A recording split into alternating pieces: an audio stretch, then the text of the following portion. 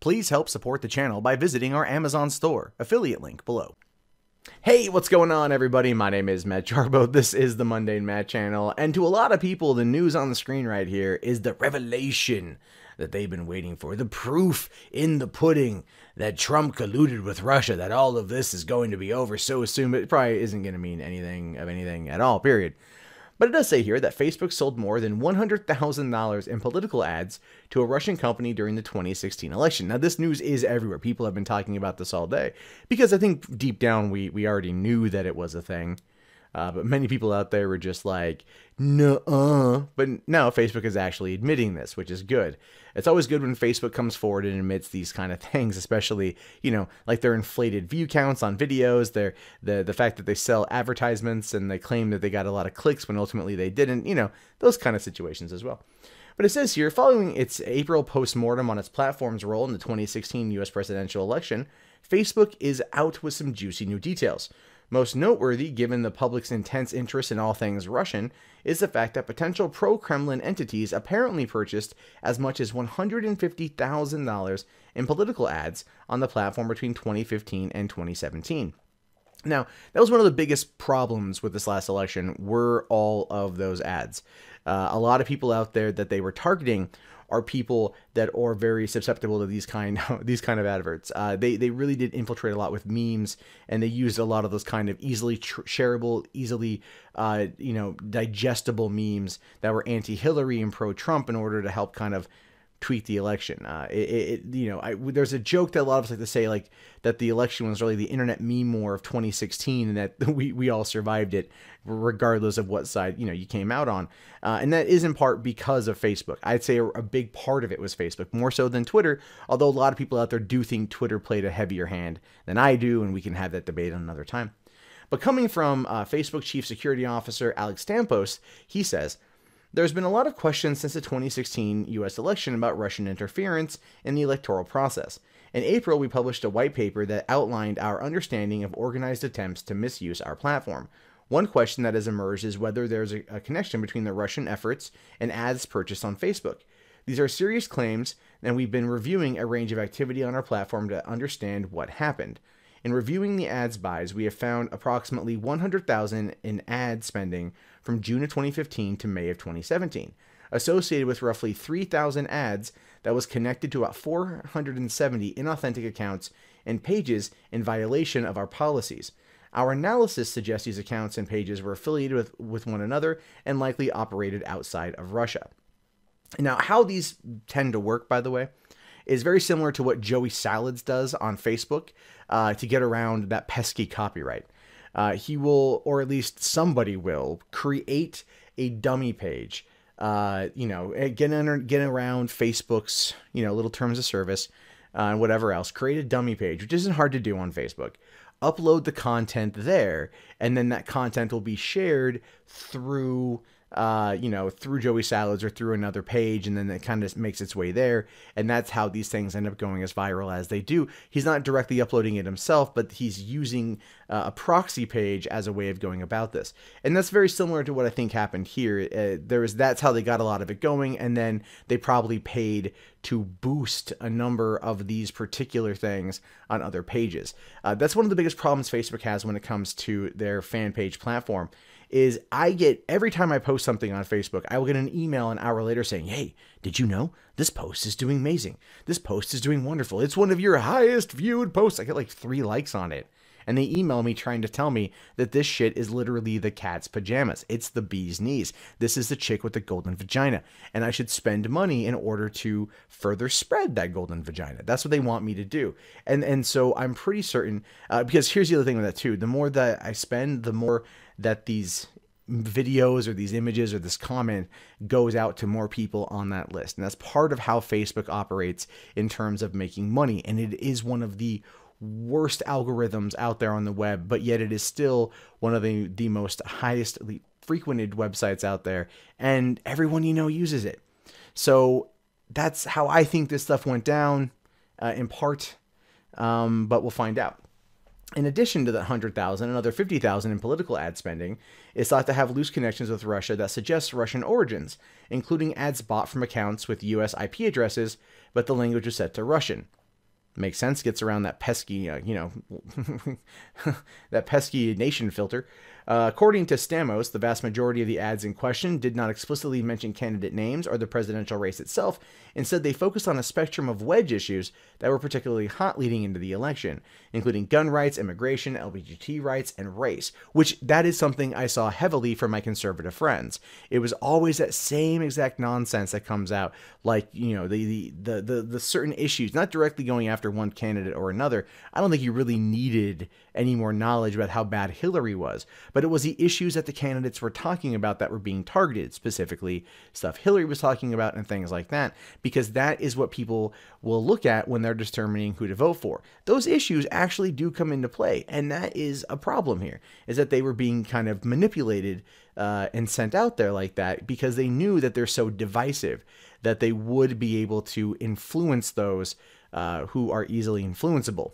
Basically, your parents, your grandparents, baby boomers. That's who they targeted, and that's pretty much who they, who responded.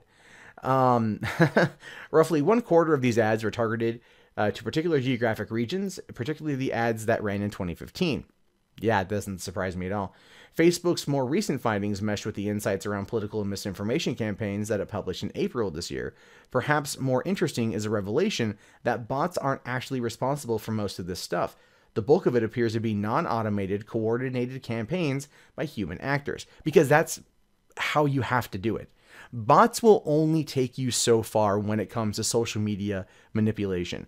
5 years ago, when I was living in Los Angeles and teaching social media to actors, I would use some bot technology in order to dissect follower feeds and trends and so on and so forth, in order to get more information, to data mine them, in order to get more information, in order to then be able to help my client.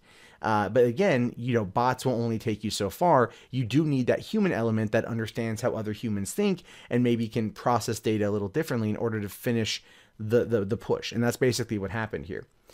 Given the deep knowledge of state-level American politics and necessary to successfully geo-target ads like this, the whole thing raises further questions about the possibility that entities linked to the Russian government may have coordinated with individuals in the US, though it doesn't begin to answer those questions. Well, that's also been something that's been heavily suggested for a while, that the people involved in this particular push on Facebook had to have been here in the United States, had to have known which geolocations to target, must have had accounts that were stationed in that particular geolocation, because that's part of how Facebook works too, is you can tell it where you want it to go, and it will also, you can basically tell it who you want it to target, what about that person you want them to like look for specifics with the person, and then also like the age range, the sex, hobbies, so on and so forth, and then really target that.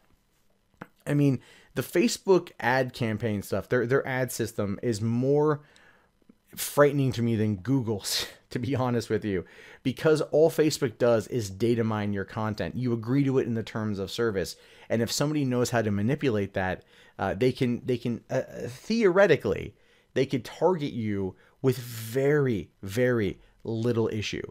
And I think that's what happened here. I really do think that's what happened here. On Wednesday, Facebook spoke with Congress about the findings as part of its investigation into Russian interference in the 2016 election.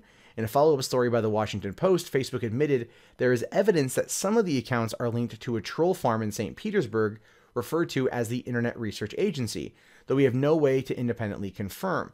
The Internet Research Agency is a group known for its pro-Kremlin online propaganda campaigns, which the U.S. intelligence agencies believe is funded by a close associate of Russian President Vladimir Putin with connections to the Russian intelligence community. It's all signs point to Russia. It's not an uncommon phrase in 2017. And we know, basically we can at least, believe to an extent. How about that? We'll say we can at least believe to an extent that if Putin was involved with this particular situation, of which I think in essence he probably was, it wasn't to get Trump elected per se. It was to damage and wound Hillary Clinton. That narrative I very much think is the more accurate of the two. I think Trump winning was something he didn't expect to happen, but was like, damn, but he wanted to wound Hillary, which is one of the reasons why they used the talking points as a way of influencing certain people. It wasn't necessarily pushing a pro-Trump agenda. It was more pushing an anti-Hillary agenda, and it just happened to work probably better than they wanted it to. And again, I have no proof how much of that is actually true, if any of it's true. It's just based on what I've read over the course of the past almost 9 months now. This is kind of where my opinion is taking me. And so in my knowledge of social media and how a lot of these things works are influencing that opinion. And so you are free to agree with me or disagree with me on this, and that's perfectly fine. In fact, if you do disagree, I'd like you to tell me why. And if you agree, I'd like you to tell me why. Well, the only way we're able to figure the situation out is together. And we have to wait for the everything to kind of come out. Unfortunately, the pro-Trump Russia narrative in the media has very much hindered a lot of that from coming out and being discussed and disseminated in a rational way. So that's something to consider as well. So finally here it says, for its part, Facebook has been acting on the results of its internal audit, examining the ways this platform may have been exploited in the 2016 election. Based on these reviews, the company was able to boot off its platform 30,000 suspect accounts engaging in what it calls false amplification. Around the time of the French election this year, the company has also begun blocking ads from pages and accounts that repeatedly share fake news and misinformation. Still, if these kind of influence campaigns are truly linked to the Russian intelligence efforts, Facebook is going to have a hell of a time trying to stay a few steps ahead. And to be fair, they won't ever be able to stay a few steps ahead. There's just no way for them to do that. They're in it to make money, and their practices are well known. They're well documented. They're well expressed. We all know about this.